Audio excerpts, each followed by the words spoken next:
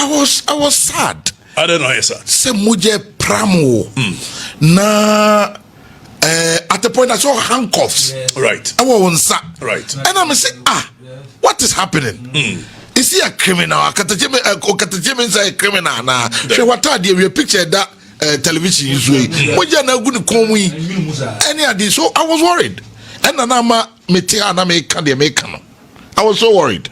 Kwame, no crane say. Any titire bebre ho a ye de handcuff gu o monsa. Kwame Nkrumah peso na abrofo ne die so. Na we believe in a cause our fight for. So be ebinum kura wi. If no be Ernesto Che Guevara. When the liberation of the Cuban people were happening, no. One kura dey do baby eni kokunu of Bolivia.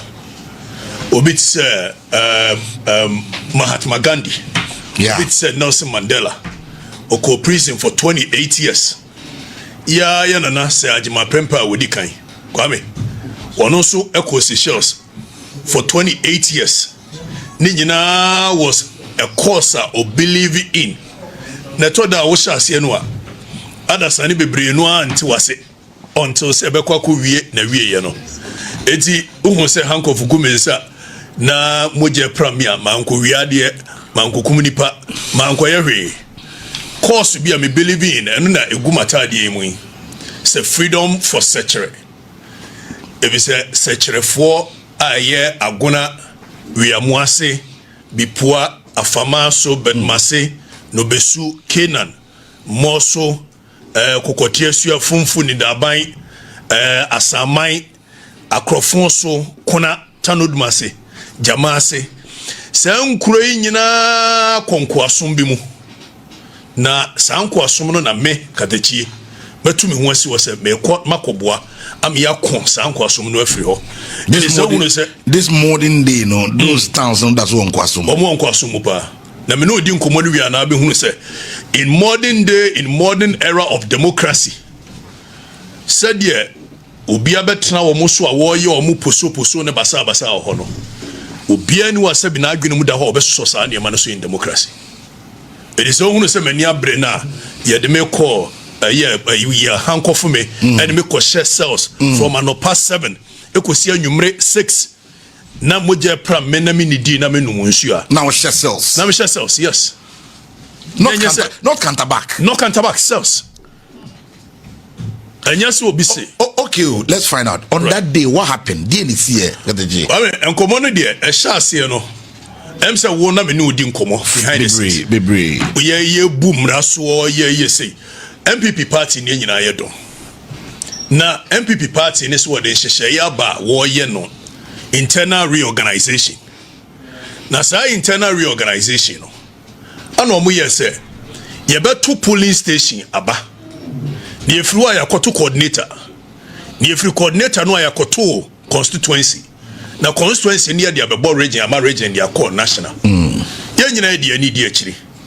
Die nti ya na ma fe mani se tanka sini a wo sama ni tamfo nsuo di mani dia akiri ni se bi produce ho. Ye se ehunu bi penti. Yeah. Member of parliament ho na nakuya dadaba. Won ne papa na nakwasi buadu. Ni agye constituency no ahye ebotomu ho. Kwame. Ye ntoaba woka ye hwe anim na wanim nya fa ye yu afrim wo no se ye ma anya delegate ni ayu emfie nan bia ye koto abase ye hye party ni fufura na nakwasi bodu free agricans ma no watuhwi no aba agona no watuhwi no aba wiamu ase oba wa maburu wo munua wode ahunahuna ye pa bia so ma de mo amuhunu bi ye pa bia so mo ni achi bigum. Say Debbie. This time the party no about opposition there. You better find the ways and means a united by internal reorganization no na party no ya kono. Na mi amena na maybe siba ye wo babeji akonwa na said the party ni si tihwe nachi every 41,694 aye de share densa. Ebedu 33,000 ne ya mena wo kan. Amen this year increase from 10,000 to 15,000. No more moving from 19% to 30% in the constituency. No, after the Ebema party no ya kono. Eti adi ni di akiri. Na nakwasi buadu so yan twaba gentleman's agreements. That time kwa na mu US. Ana mo se mo twaba na all the executives no. se Kennedy mo se Nana mo se Akwaboa mo ne Adumensa mo ne ade de munyi o mu mfrim mo be mo ma wo mi obi anka mesuru se fi se wo na ade sa wo de ya bom yi wini election 3 years ago but me say wo mo MPP for it's a much gentleman's agreement see anko control so aba na mo be mo atna say your madwuma no problem yanko yanim ye wie ya no MPP for the 22 bia be ka ho say police station they say ye increasing from 5 to 7 yeah now 5 to 7 no and also mo say mo nto aba na mo be ma police station executives no wo te police station wo no besuni ade no wo na betwusu mo amunyi nipa wo nipa if so mo nanim nipa ye adwuma wo the various ade nso ga hu if say maybe see wono ne nkrofo na ewo mu no mo nso ne ekotwusu na se nya hwe wo mo MPP fonti yenye ne sa enya wote ase oh adai sa sam ne de wo no ye de obi abom ne to ho na ade betu no nti se me no mabanam sikadachie me do be koma yanka kotwa atia tipa ye no pa ye nkosi hwe efse ma paracetamol kura uti mi kotwa na fe yete wo kwame nana kansa boadu say wono no MC former MC of a year mampon na akwasi boadu so won pene so ba behwe so wa bra national appointing say omra mehwe sa internal reorganization so won peno na wo pe one Dr. Samuel Afriye na doctor no edruba bi na nipa no kobo doctor no oba na adwene no ntimi nyuso a na wo dwene ho se ne doctor no obo ne sei kwame se doctor wa be behwe abaso na oba ye no constituency ye executives no omo coordinators na atrase ana omo ye nhyehyeye se kwame ye ni sei munyina magiatum chairman Anyas a ye acting chairman ati wo magiatum Kofi Frimpong bi a ho ye so ye research officer munyina magiatum afeye the forms ba ya kwame Dr. Samuel Afriye ne ayi ya say wuntumi andi wo makoto forms no agu ba bi ya fa nya adwuma edu bra wo mo be ye data inputting kwame ana wo mo ye se mo fa forms ne mra naja ye mo akiri nhwese de ye de ma wo Dr. Samuel Afriye no de ko eno anu no ansa ne ye bagu computer so create abom Dr. Samuel Afriye de ne o de china enne o china forms bi ama afa duru baby a wo wa ne ase kwamtanku anya a message so a delegate na Franco de ye yi na frim we nte eduabo bi ekokọ so mrante ne bia ni breye se papa no oba constituency obekere wo mu nuabro and every 4 years build nuabebro wo mu kunwo wa kumbebre nuabro no kumbebre ana mrante ne bi so se wo no obepe tumi ama oba na nakua dada badia wodi nuabro na ba ne yenso delegate ye hyemu anya hwenke benya takusempo bi kadachie ba uyi ya frim dia beburu nua no muso buru ne nua bi na kwame wo wa yayi ye kohwe na chese o de executives no omugitum so omunyi no omfo msa omayi bebre wo ya hwe animu awo no ho nyefe ya hwe animu abeto makadachie na anu ye hunu so ne kadachie enti wo kura yayi yes fundamental human right no guaranteed in the constitution. Says will be political right under Article 12, will be political right under Article 3. Ninyina no constitution in makwan say make every first kofa forms. Na si and disqualify me kofa forms. Na so obi an contest me a. MPP say wontimi nyini mfrim. Yeah. Na no go say what you say da. Obe yi omu nyina mfrim. Franco. Afa new ones no e de be kan ho no so no. Ono ana akotena dem. Wone ne ba no na Kofi Frimpong bi o research officer. Ana omo de IT fo no akɔhye school bi mu wo afama so wo ba bi. Ana ye bogum wo ye fa wo abusua wo maame wo na na onua ho ahwane ye bogum. Ye duru kra kroma ne ye wa free say ni anya ne sa. Ana ja wo mo ye no Frank Adumensa tworo petition. Ekoma constituency steering committee. Wo mo ye budin. Ema acting chairman Anyas. Wohwe na nioma na ekoso na ni enyan. Kwame etu ono ankasa fa pen ne paper acting chairman yo etworo krata bre chairman wuntumi ne nasefo origin say ade no ye no constituency wo no nya sa na yesi enya no ekire kura yesa akohwe ya omuso ye koto coordinators aba ne yesi coordinators aba de party ne se moye ayi album wi a ana ye hwe album ne so de koto coordinators ye nya album wo mo ba ya na yesi ye frɛ will be research officer Kofi Frimpong what the papers bi ahyehyɛ ne motuom a pictures tetare so asese nipa agu ka mu abanti ye hwe animu a coordinators ne ko anya sɛ wo mo tu ne nyina o yehwe ani mu awo asma jamase yehwe ani mu Okatakyie asem eti yaba ni abodi Franco wo bra obatubi wo nso bra obatubi album ni ho ni ato yesi yatu asma wo nya coordinator bio wo mudru krakrum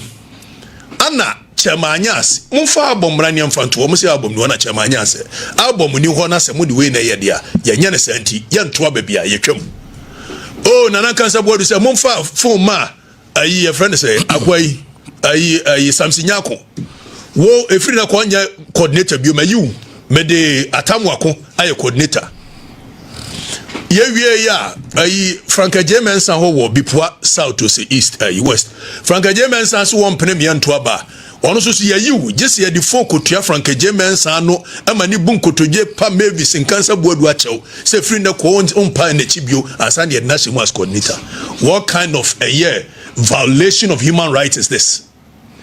Yadru adumensa ho na adumensa say yanto me so abantie ya wo se okura the party ni call eye court nti ma you free party nim nam say na yakeka funu ni akeka madampan ya sha ase ani ade papa yi for last 4 years abrante bi wo ho omo friend Patrick Amankona one no be chairman of the constituency adi papa is wa disqualify no nanim wo ba ye no wono ne ba ne MP no na party no asa amana ye chairman of patrons am say na no mo kan krata akra edi na ye no ye chairman of patrons ana MP no nana aye na wiamu ase hene wono nso ye chairman of council of elders ana DCE our former MC Reckling wono nso papa no open assembly ade na akọ eye vetia obekwa akoto na nkansa buadu ho obekwa akoto na wiamu ase hene no akoto MC na ko fifiri mpon de ono ne krama bi odada no ani ade no omu nyina ate so it's one wasem no hwe na onto aba mama bisa was my disqualify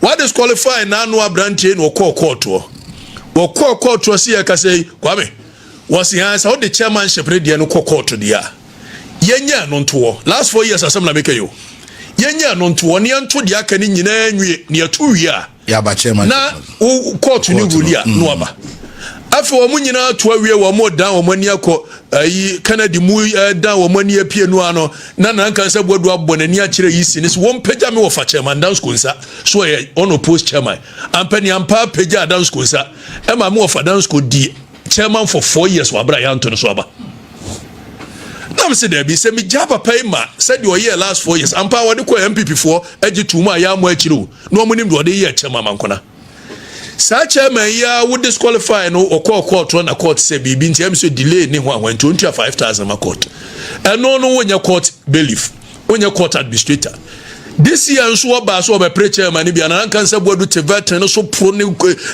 fugum kwasi boadu pro ne fugum sa so wa disqualify no adan ya or court ka so 25,000 ma court no antua am say am a review committee national setting ayi lawyer Shadrack lawyer ayi Adumapia any wo mo maka wo so omo ye no mse na this is not grounded in law wasi there be wo mo report no come there be nwu MPP letterhead so twa nyintum jabranche ne man wo ma ne nyebie timi hwe din na mse mi ja papa yi no wo ye de wo ye no a emwa eti ampani ampa ya court ya kwaji interim injunction and ya file interlocutory injunction as serving on the party motion on notice.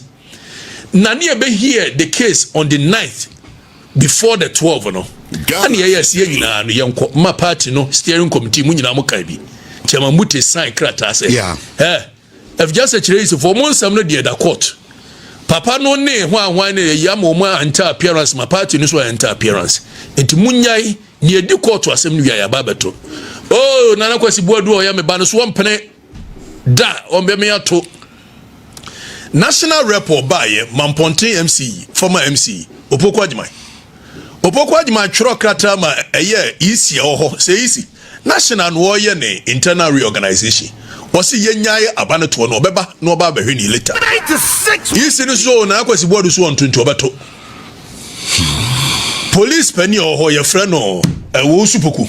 Wo ye frakadam police mi hu bi wiasida. Na ntia. Na ye kwaje court injunction. Police made be Sunday 2 weeks before. Yeah, the court injunction in the party in releasing in Sunday. Now me free I was a commander.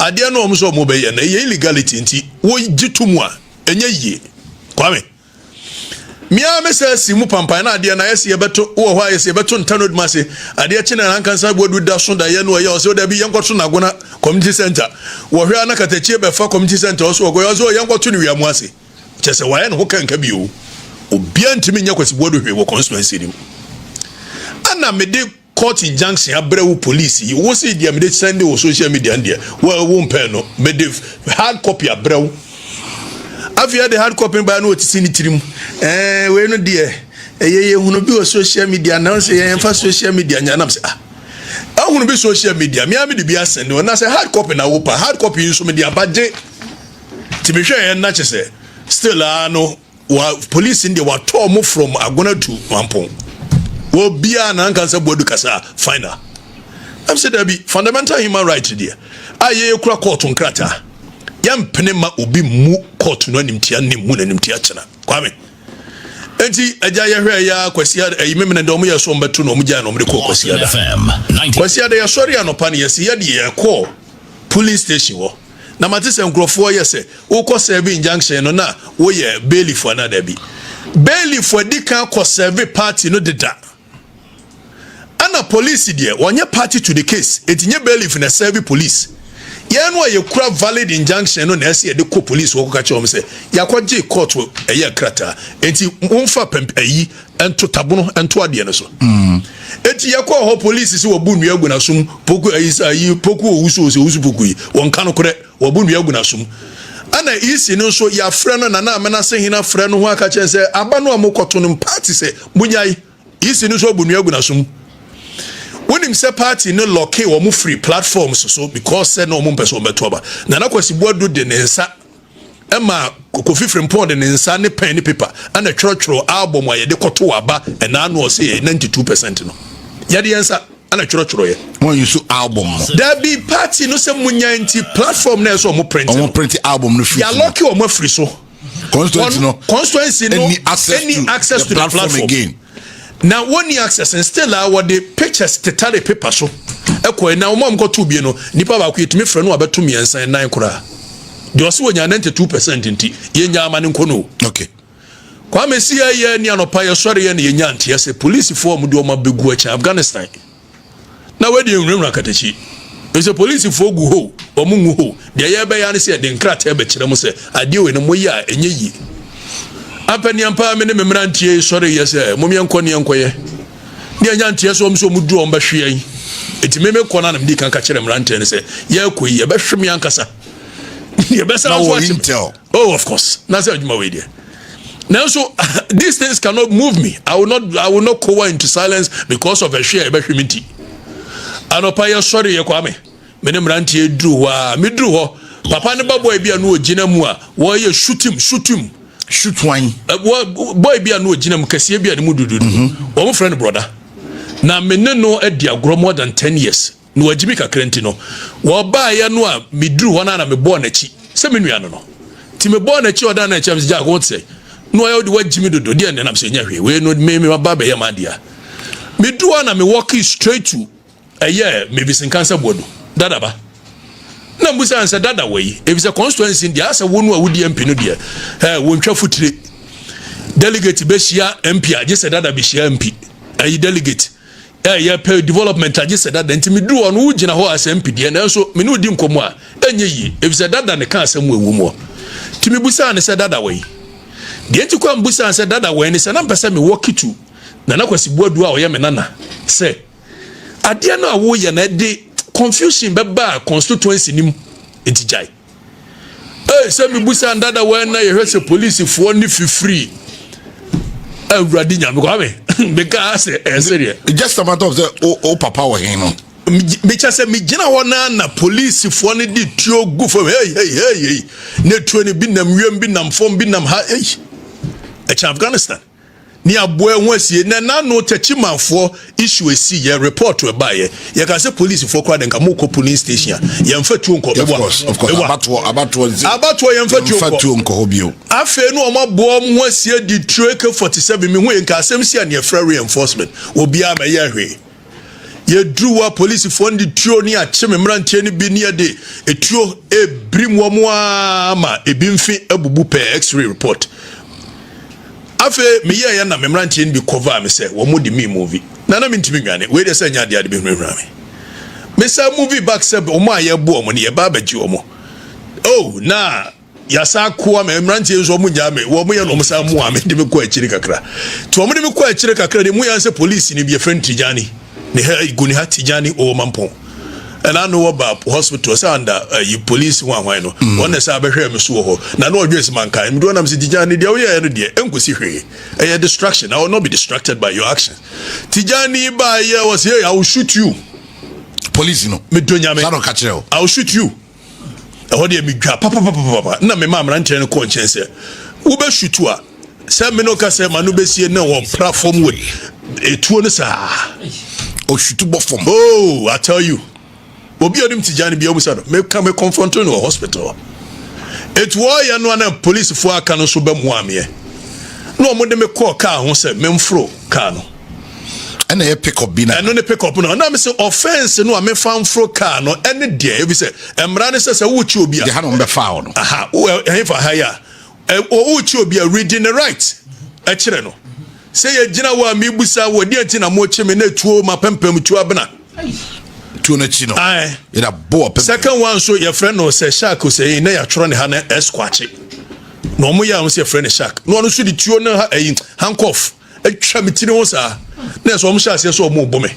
ne ye hwe mi akama say de na wo sere no oh adai ejo boa no mo ye no mo tam me she pick up nim no mo tam ma she pick up last sutro bi a me je ye no eno na me kai pa Tijani ne sa boss asutro oni so tell oh na hwe ya na me sere wo ade nim because asutro ne lande very well the lande na me sha ase me sere ze wonim de wo ye say ye movie yen anopano na 2 police cars mene mranche ne miensa hwi ne aye region na ye movie yen no aye kono na mranche ne so mu di akira ko hwe bia de akonti me driver yi otu me ka di akire ye dru mampon region wo mo so mo pe ba bi di makosi enti na wo ma yere me driver na che ne wo mampon police station anim ho no region anim ho no wo ye wo so makohu etu aboba ayato ni bibi pump action die wo makohu no bi wo ho na me bia makosuku student of law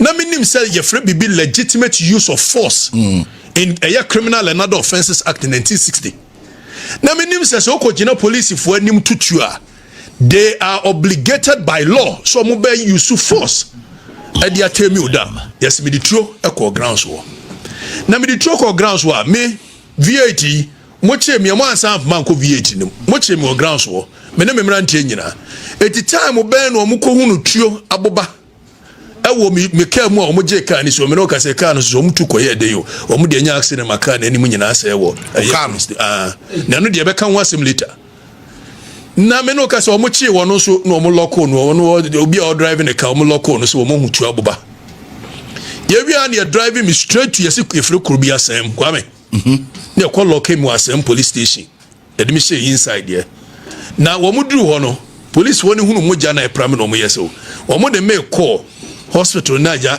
address kuro na me mu nipa bonefo kwasi boadu atomu nyina from ha to mampon me mamo kwa mo obi de ne saka me ahwe ya de panie bonni bi kura wo me ama na me say da bi and me resist na no kro mo de me ko mo famra ntia ne kan wo mo se da wo mo famra ntia ne kan 0.3 tam so okay to mo de me ko do hospital me resist no mo sa de be she mu loko me from an upper 8 you know to a wear 1 no water no food still na moja no e drain na de ntia mata de na me dane is na me sha santima gisi yeah ya che me no na no mo hunu the intensity of blood na anyuno free me tiri magu me ho ti na me dane atade na ni because na atade na de yo na me dane ani original crime officer wo mo friend apia kusi one also wo ba ya where is the prisoner around one am semasa nke kan sem hunu court to be anywhere ashem sem you prisoner don't me call me now you prison order no ya no se memra twro me statement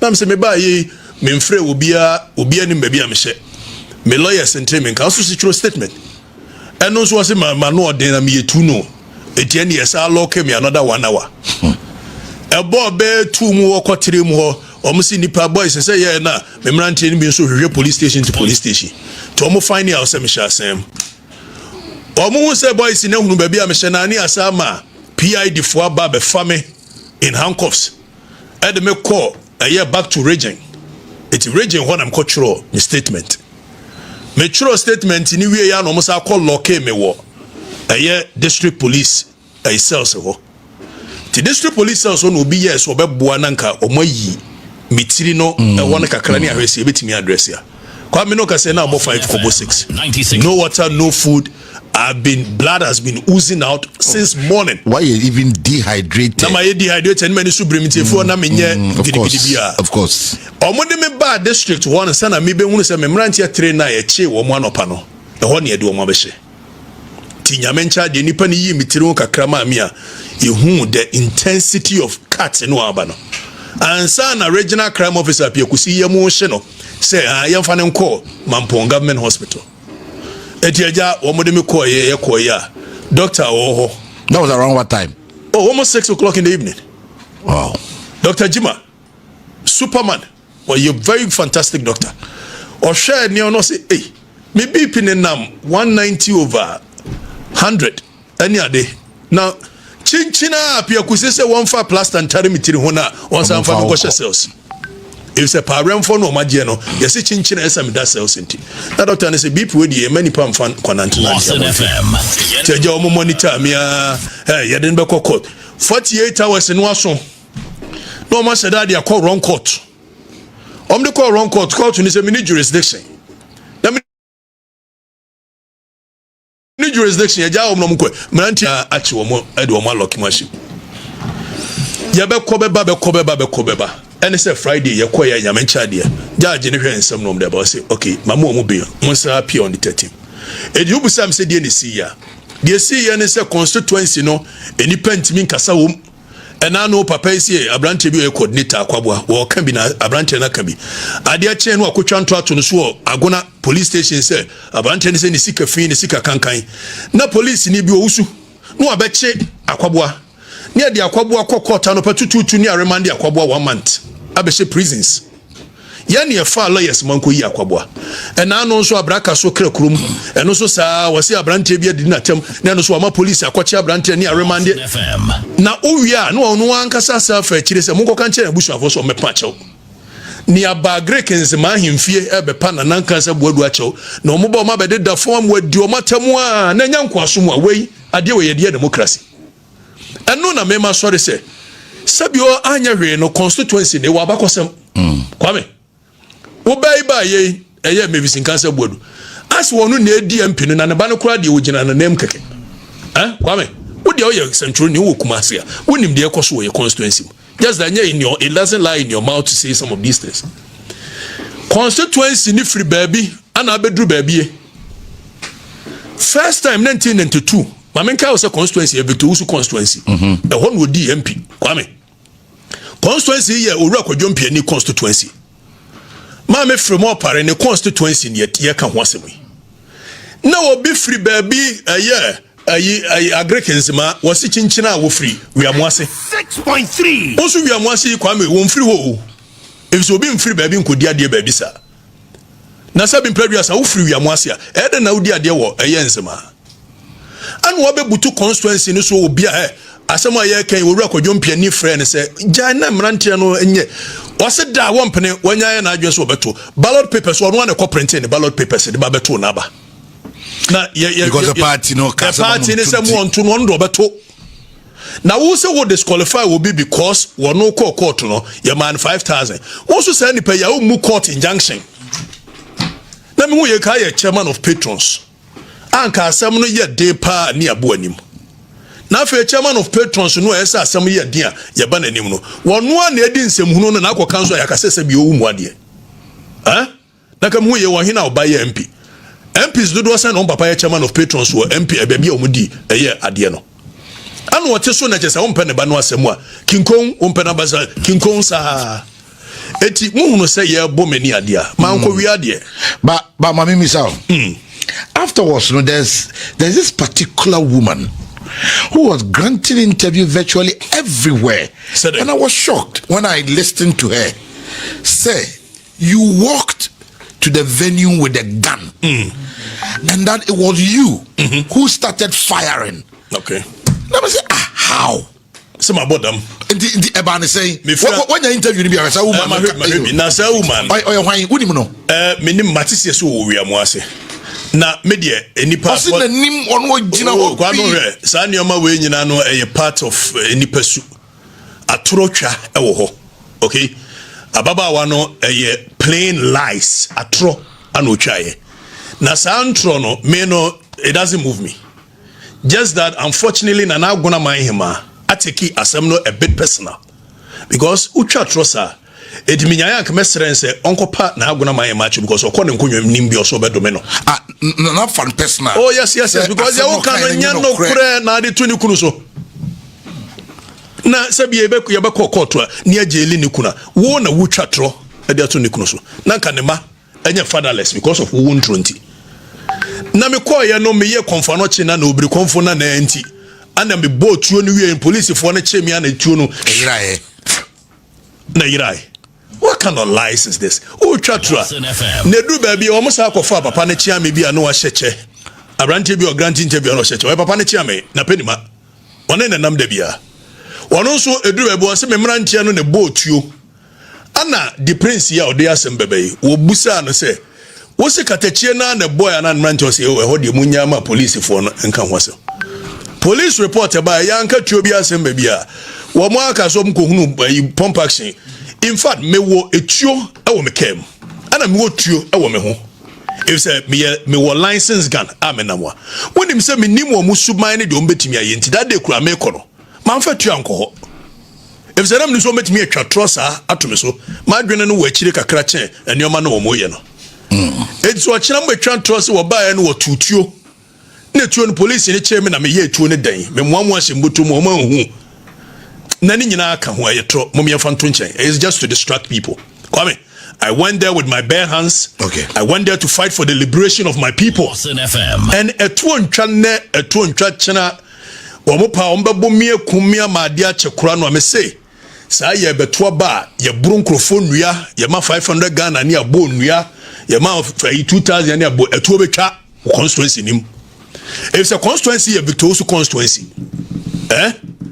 Na free baby ne bedu baby se ne mekan 1992 Kwame anya so obai bai kran so wo ye bibia bo MPP no constituency ni mu 1992 Commander J Graphics ana na ye member of parliament for the constituency because he boycotted election somebeka ya NDC fo nya ye obi ahoden a wode hye mu kirematen ana 1996 oba be je tumi no efri NDC se ma ye kirematen ni president Kufuor in 1996 obeka ya yeah, constituency na yeah the deciding factor of Ghanaian elections. Yeah, just suma me be bronco for papa or machi constituency nim. Now papa na ni ho.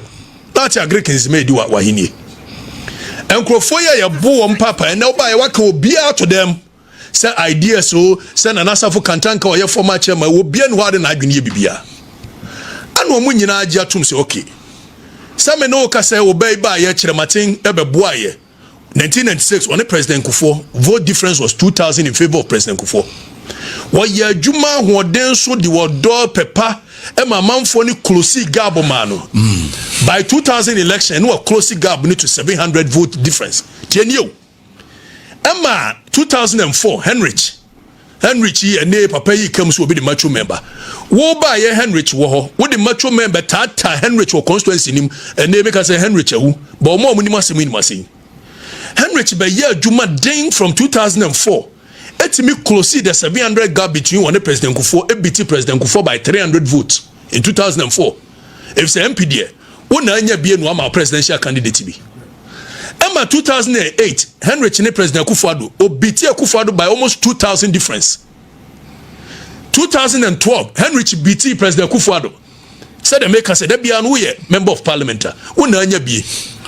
Dada bana na kuya yi wati abrochire ani ya party card e de Sunday no nimba bia kokotie asua funfuni kura wo onimba bia no besuke na mo so wo e se na ne papa ne na kansa buadu ana o so ofiri wiamu ase enso o mfiri ho ne ba no na kansa buadu bia mfiri wiamu ase mu wie ya no and the party card ibra wa bruchire na abaye 6 months to election ne be bro manfo ni nuaje tumi ma wo edi macho me tata Henrich ye no 13 June 2016 tienie kwame aha ne ma de na wo mo ye constituency ni mu ye hu pa say ye in 2016 no 6 months to election wono ye to abama na owini we ya na wo mo ye dwumfo man se matena MP on de otuma na no akwo wonam se wo ma mo nyesa wo se da bi sa na tintie be kan sa enti wo mo wie ya no ko ye kwaye de obe ya wanye campaign enso wanye campaign na madwuma pa na Henry Chayenti wo biti Akufo-Addo by 500 votes enya 41,694 Akufo-Addo nya a little over 41,100 and something with a difference of 500. Yade 2 minutes share wono ankasansa in 4 years. The money de ne yehu an ntimi simi se BMPP no e constituency wono no. Wono anadwuma 4 years no koye ya. Ya register new voters aka ho. Nipa foforo abegum no. Wonim so wantimi afa one single vote an kan vote ho. Emma President Akufo-Addo free nkran. Ebe fa vote free 41,000 do almost 43,000. Na baba wa yi chenti maka se bi oni chen ate wo mamponkwam. What Tessa and achieved from 41,694, no one 41,111. Exactly. Akufo-Addo movie to almost 43. And yes, one more to my Akufo-Addo no crom continent FSAB, a young Twabakaki. One more de one before a baba in one before Kotoma Safuduku. Emma Safuduku movie a winning vote from 10,000 to 12,000. It's said 2,000 at Toma Akufo-Addo, no man Toma, no Kotoma and this. Was our second one by ya? Kwame Saminoka say, yeah. Now what timia tia free 41,111 na wonya no and nam 33,000 amene wo kase ama NDC ni no omde na be MC Evans satam no nya MC wonu be movie or move vote from a year 12,000 to 15,000 almost for the first time in the history of the constituency kwame ya je to me free commander graphics ensem me nana nko na atimia movie vote no ama NDC for movie from 19% to 30% in the constituency. It's MPP mutina se na mo koyes yenye affirmative action ye mo ma ho ban yenye say ye o bo ne ho ban so ma city ye lusu adanse so kwan ye lusu no busi ya wanchi city ne lusu the traditional city ni nyina ye lusu ni nyina na no chema asiedun katia wo be gina wo so age traditional city ni nyina aka Victor Usu de no ampani ampa nso se ye de baba wai koso ye de wo yi ni ye pa manfo asum na no mu hunu video papa ohini mua Petron, chairman of Petron, one Mabontin who should trust Yayana Sadia constituency, ye belusu. And not in many abrese de be save sa constituency. No. Okay. So these are the pertinent issues going on in the constituency, which the party Edra Chirelete by your bugu so say man kwankwa ye de me anhwe me ni ade ka party no aminim no ntumi eno kura chi wasa akoso nkrofo in ko be makwa me ye sanse mu. Okay, so now party is saying after some kind of more no has there been meetings be I chop koso akire see baba dua no radio so ani akopati akire no like national frame crofo koi electoral affairs committee. That's right. Evans ni makone ne nkrofo transe omko ya chocho urofo Patrick Yabo amamo nyina transe bi yes le usu ni adom transe omo de omo report ko yedi akire yensanka report no na emom steering committee final decision is a constituency no yetwam abana de omo chese void have an issue from the onset na it ought not to have happened so yetwam na yatwamu na still ano dadaba na nakuya da so frɛ nkrofo no ombe pa na anu ya se still omo constituency executives yade yatwan ya so omo adi nkomo bi se ombe pe kwan be fa so omba beto region ni bi na se a validate omo elections no ensi china ene omo sa amra mahwe ho at the region so omo ka don beto ba bi hia ho me ne bia me ko support ko kamera wi me ko be I support Kuka papa okay What for Kokofu ye me offer but Koka na me support no if so for Kokofu oba America ne mbedi nkomo bi na nkomo ni nyina se no ope general secretary eno na me hwese ye be support no ade achi ya offer se de me ba Ashanti region na eye me hu se wan hwe ya hu se na offer pe vice president wan nya no ba general secretary ana hono so ye hu kakra no ba region wan hwe no offer ye Germany sisi obekọ assemblyman me mpensa me ana mo offer no we blow para What trade out of Vegas? I don't. Over we are on you.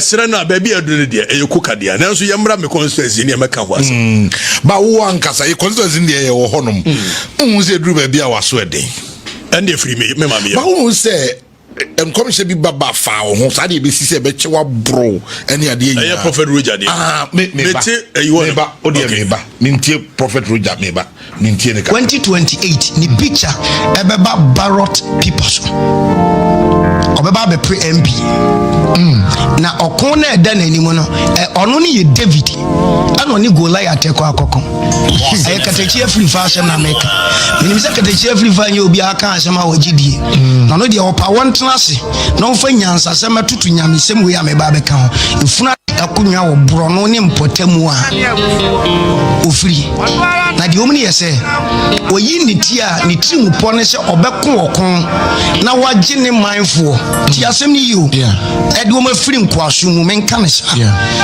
na okon na eda nanim ne nye MP kon esan se okon na edikan na obekọ ede ne bekọ akobura parliament house obekọ okon atosum you no de besa de na ko the same house obekọ de atosum yensa de ne bekọ the same house de atosum na obefura konwa bi na sa konwa na eda brante ya America na wasi manim no bonwuma e bata wona so chen abrosan wan hwe na didiem ni nsu no mu yia hwe ene date yes osofo ene 24th enra ya 23rd yakoye chimienu e beba binya 21st on the 21st of this month abrante na nisu ade hunu mu de America isa na tie oso da ye wo pani bi ma ne ka kire ne se ahiniye we da wanim na hiniye na da wanim no ne ti na ni ne onimisa ye hunamu ahiniye bara hiniye na da wanim no ye de ade a enwo be ka wa no abosome miensa ansa na ye de wa tena hiniye ne so 3 months to say 2028 yan kwa 27 no ti o nti yan record because me be say me no ye video na da wo na wiase nyina hu na da achi wo ekofa aba no afrem ya tena na obisa abrante ni be yi ni ti ni picture se be da ballot paper so ye beto aba de ni picture urada kam abana ye to na e David ani Goliath na sa abrante en be kwa akopre okokopre nkunimdie na de anemudi omni ye se nkunimdie na ye ne dia 3 months to nkunimdie no nyame anka no hono anhwe na didie mu yia ye tigana ha obitually eda homa no okay enti otisanse wo ankasa manimisa do you believe in prophecies? Oh, I'm Prophet Roger asem no kan no me wo se wo kan so se menye eye commission ni semuni tell me bisa outside na no kure ne senye sa na tie na me bu ne so ye sofo na me bu ne so ye difo so na no kure se wo se me ne odifo bi kontokwa na ye wode na di sem ni hwehwura adasan no na mempe na ye se menye di semuni menye di semuni de de tena menye di semuni me gidipa na mpani ampa so nsem no kan ye no ene me nsem nyina si su pepepe efri se na nan kansa bodu tuwe me na me wo no in fact se kura me hwe no nya me boy me na me ka amamfo na ntiase ye ka amamra ni amane enye normal sere ehuni na wono no wokase wo yotumfo wofa na da bia wo de bone otumfo wofa na eba no na fiase wo akobia mpem ni nuanom no otoso sei wonka ho na de ntie bia ba fra hu otumfo wofa ene se ebia wo ye yukuni ni aka kure na ano nso akodi nkomo bi basa se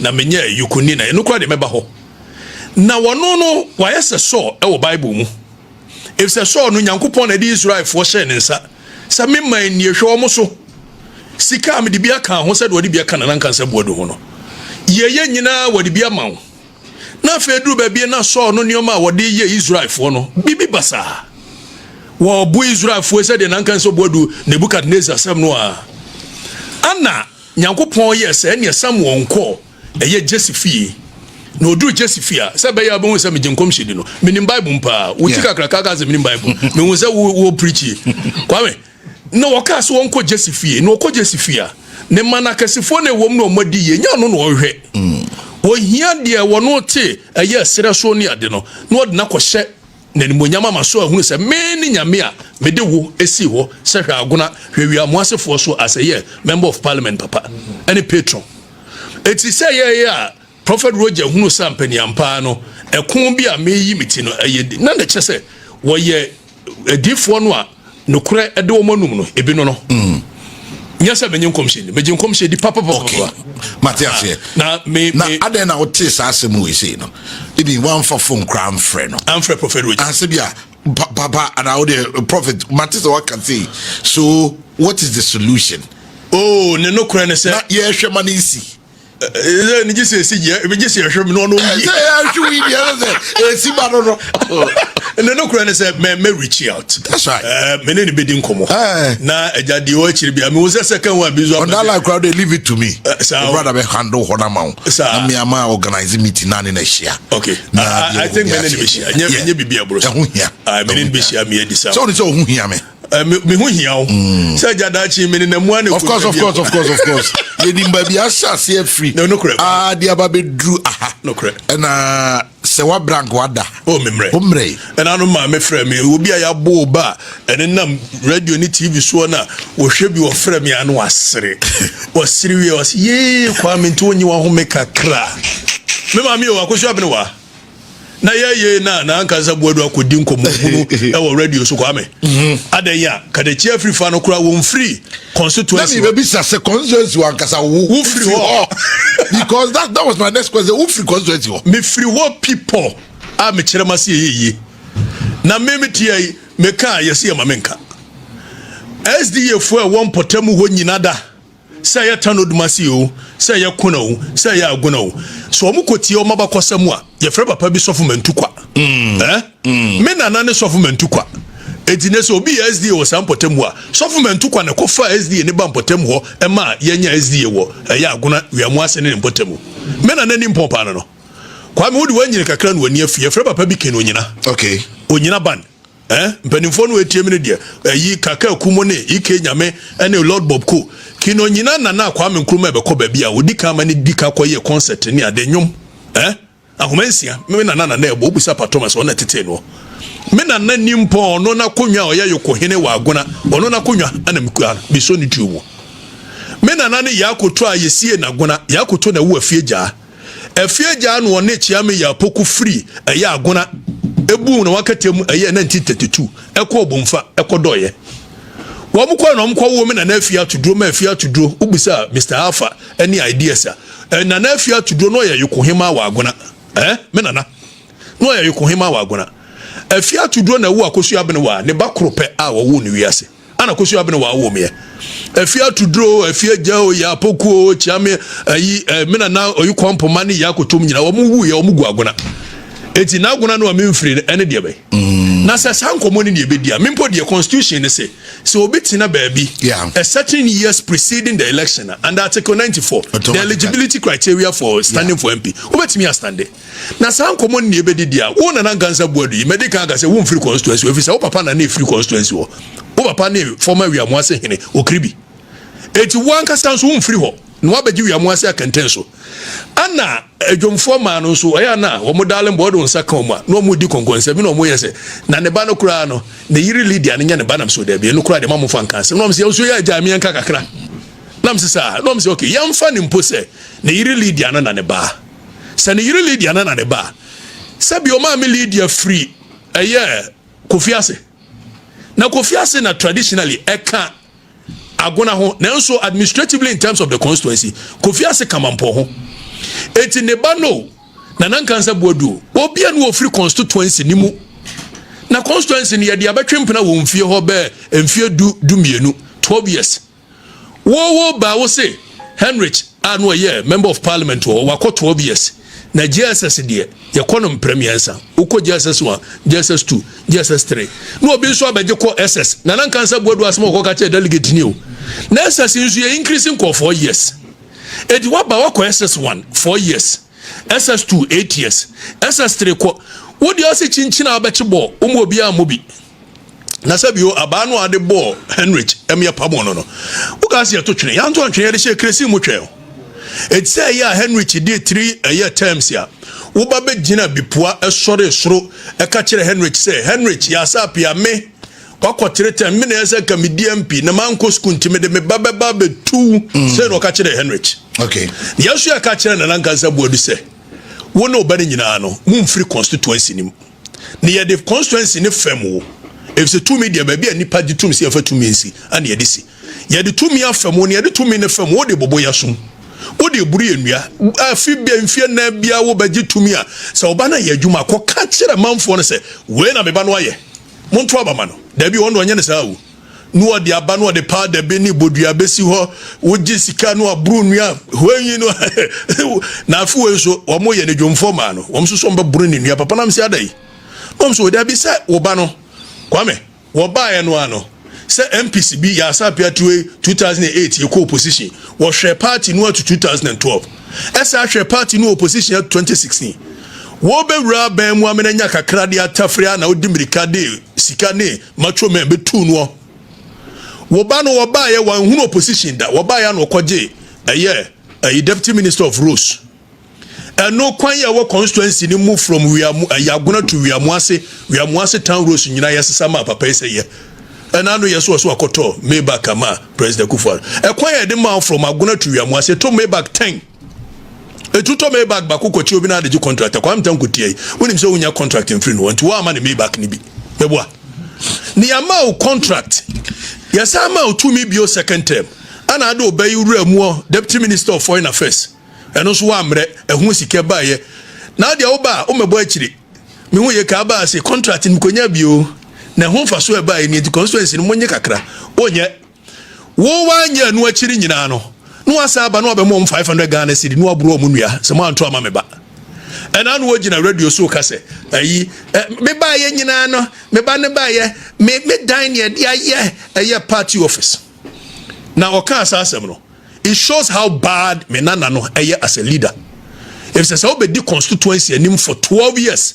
na constituency ni party officer o papa fie and ye party officer how bad a leader are you ewa abra ya sapia Henry to asase to ho oba ye 12 years ni ento blog ba kokura wo so na wo say ko dwo no monsamra ne say wo de ufie na ye party office no bi aso it is na oba ni lusu ufie no de ko na party no lusu party ni office o because constituency oni office oni office na no na nkansa buadu de no se ni fie no de aye party office it shows how bad a leader your me baba if I am na nkanso okay na wo busa say ye dan ne koye me ba ne no kran so ye me bampre no amamra ni amane ne ye ka obi antimi to amamra ni amane ntwene na kwasi buadu ti woyi onye man hene me to me yire ni agona man hema aguna mahema sabio ye rotumfo se tutu am bom mu anu ne maame ni aguna mahema ne maame ni mpompa e se konfa no chena ne maame no saa na eye mampon hene awisia hene papa bi mampon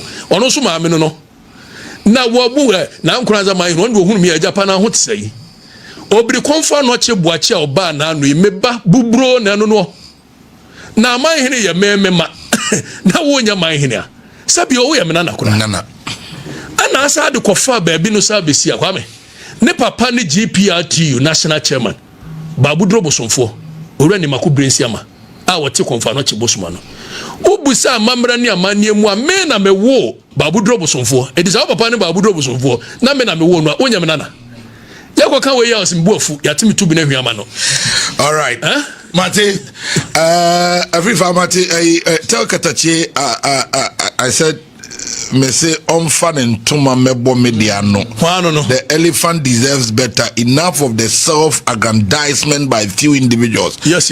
Bantama NPP constituency chairman no. Why Fifi?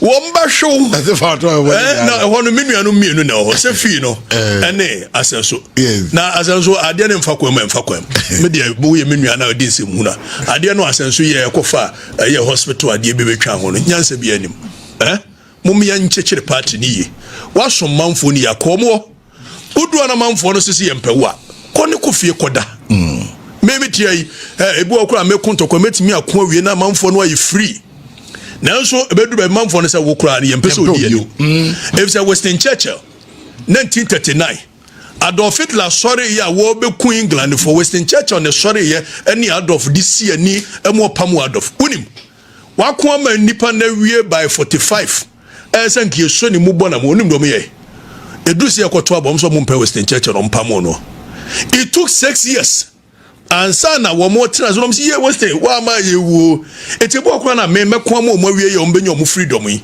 no msi ye mpeka tachi nya obi o yeah na jamado mo ase. But I want the people to have free thinking, free mind, no diabo, no yachiwatum, no ya power sum, no mo fan to benyi wo mo leader. Okay. Nipa be questions, be concerns, be and amount for areas where me person me use just about 10 minutes. Now me activate phone lines. Ni titro kwa constituency for 80 ne anopay. Wa mo be free impotemo aguna we amwase and those areas ni nyina no. Ebe me depa obobokro na na ya ne me depa o. Omo mambio. Make us say who say me na no kra woni mu nkro no na eye kona tanodumase aguna asamai akrofonso jamase bipua wiamuase bedumase afamaso kena moso funfuni da ban kokotie sua no besu ene ne ho nyina me constituency no franco de funfuni kra kuro no funfuni me ko nya asam wo funfuni na ro kwa me ora bi ensio no dia no monitor wamfu asam ko na dia koye ne se me ko America se me kwa ko sere nkrofo se me tunsuo maye na onim se me bae me tunsuo wa agona on record yeah ana maboa asamanfo momo wi omo water project first one amama sa aboa momo nya another water project kuna water project maboa momo ye amma ko to new water ayi for jamasefo na oba me constituency wa the most deprived areas funfuni da ban kokotiesua. So when I was giving the speech at that moment and I was mentioning the towns in my constituency, they subconsciously just slipped in. It slipped in. No sabio metwe mumfa mo fan de mame me nkwaji sika bi nkodi na me ebona mabomu di na enum so anya twan na mo twan se aja mo be frɛ na assemblyman okoye saade no ono so pɛ Mavis nkansa bodu na menua no wanya papa de so menua no wo so pɛ Mavis na me hunu ye ka ba ya wo be gu Okatakyie mu ase no na se ka mo mutu nsuo no bi wo hɔ efso mo anu asem se nsuo ho dia den wo hɔ nya asem keto nsuo ho dia den na ya assemblyman obunfui Okatakyie no ono onye was MP no a onye wo hwe no ana abo akufo no. Okay. Mami, answer me ba phone lines no me ba o. Kobna bubi answer. Wabodam. Woni nimisa wasema. Ade de asema. Kobna. Me nimisa woni kobna de. Ya tese wona no. Na say me say the video bi nsa. No kan adwen. The chewa. Wonu se no boni no. Funny muka kro timi ya do bia. Over the bar. Kobna me. They okay over the bar. Papa mi modua. Over the bar. Okay, so me nua no. My senior brother. And all the things I said about him, I just for the fun of it. Let me state this on record. Mene kwa bena ni problem here. Na ekwanya fa so a obeka ye ono abeye video bi se mo pese me ni menua Okatakyie nkoko na mo muto mo ni munua no mo ekoko ntokwa. Me hunu de ye 2 minutes.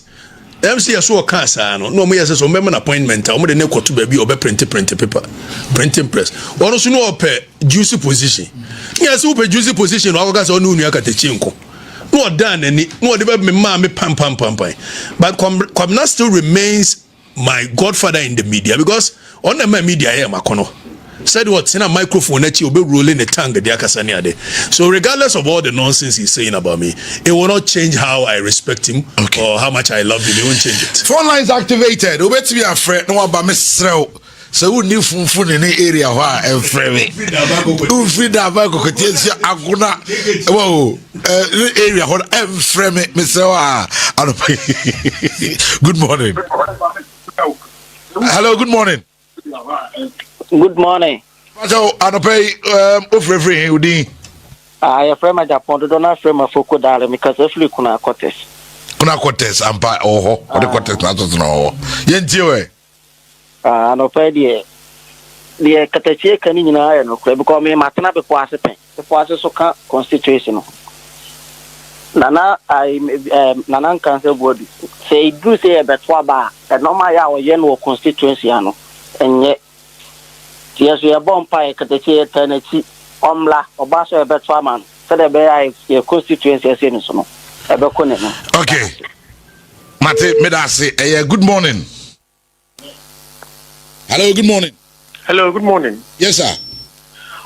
Sorry, Uka says who fits up with them or my friend. But me, they make sure say, Okatakyie or me guy, na me frefi Accra.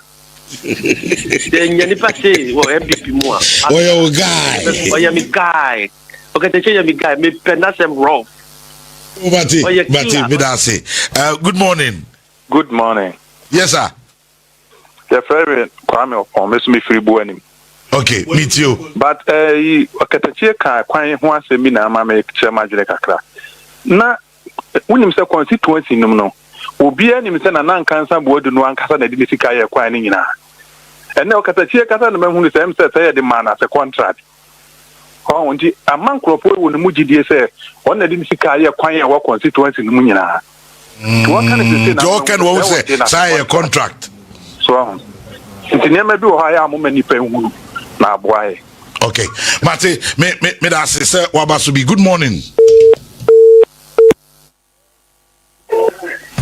Hello, good morning. Good morning, sir.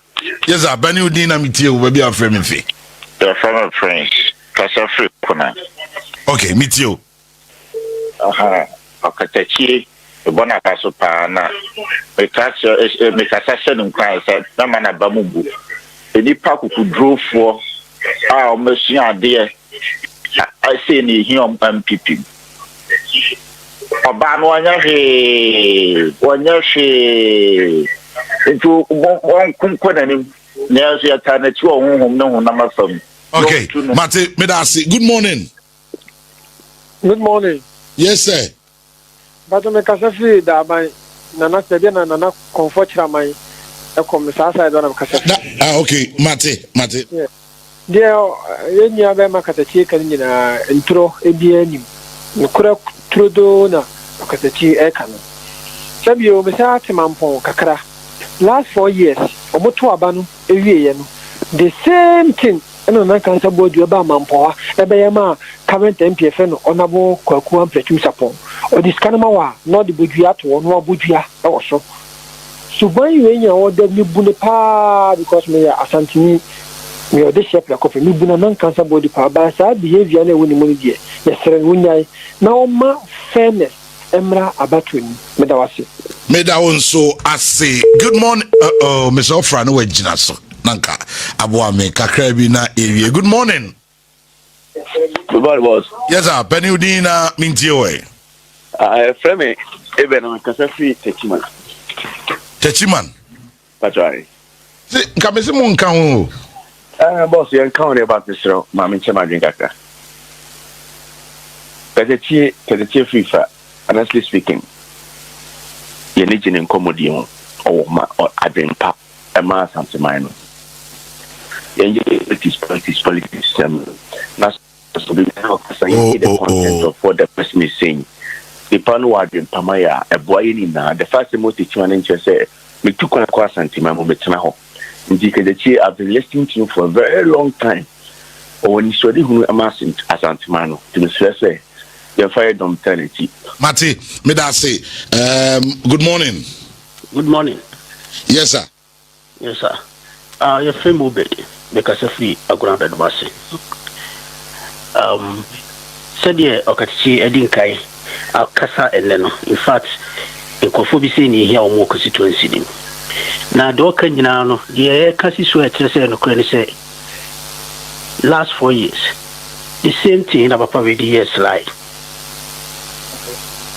obo delegates ni bia o diskano abudua o mo abudua na asese me wom ni say amanfo ebomia no na amafo so dan wo kaka we bosomfo there's a srepa na hu so okay it is eneno se Okatakyie esi ku okuden no ye nyina yesu dwemfo me ma ye dwemfo na manko na dwemfo me ma no so begina so 3 se dwemfo me na yada na dwemfo me ma so yada no Mate me da say good morning. Good morning. Yes, sir. Kwame, Penny. Penny Mitio, Udini baby our friend fi.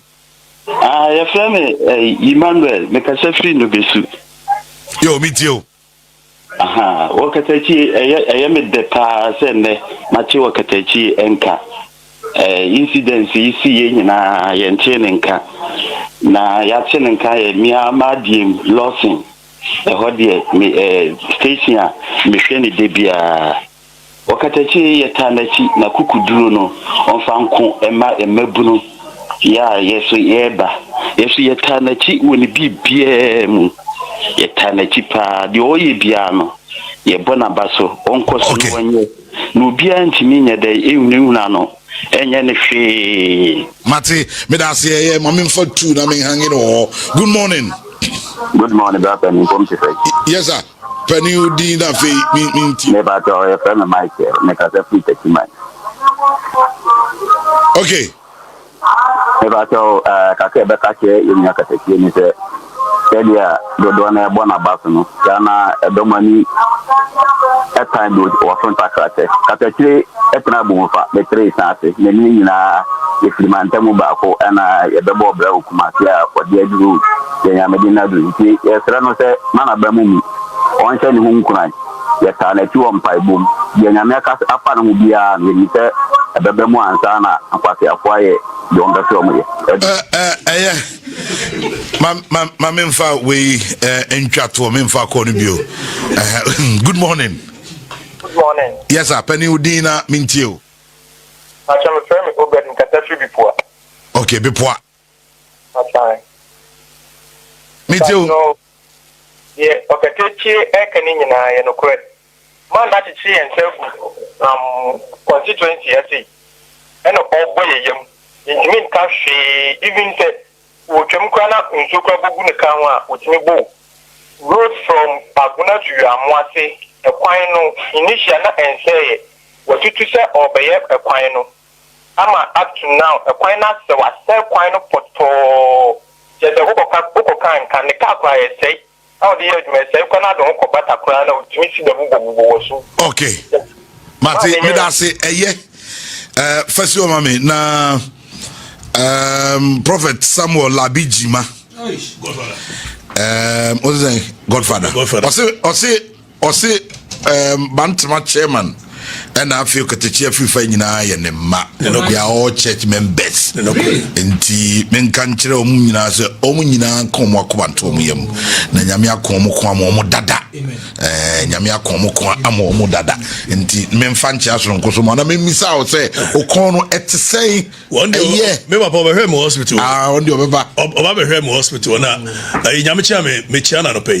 Se be na be hunu se meji adifo di no. Me ni nyame chia me se bi ye bompa ye wo chiri kakrakra. Wonderful. Na Prophet Roger so nyame anim no kure ni maje nedis wo ye nyame nipa. O ye nyame difo. That's right. It's me free ha kwa bia so no. Me sima mo hia no. Kwa me ne be hia. Na wo kai wo bi ye so free bipua. Yeah. Mumu sa bipua fo se. Na na kwasi boadu so wo twam no obi atobo abona ka ho. Wonim so oso jafo ba kuro ne mbabu mu mrantie nyina da. Na nko asum se de ya mfa antina. Eti mesere. Na kwame ade no ne kuro ne se. Onhwe tango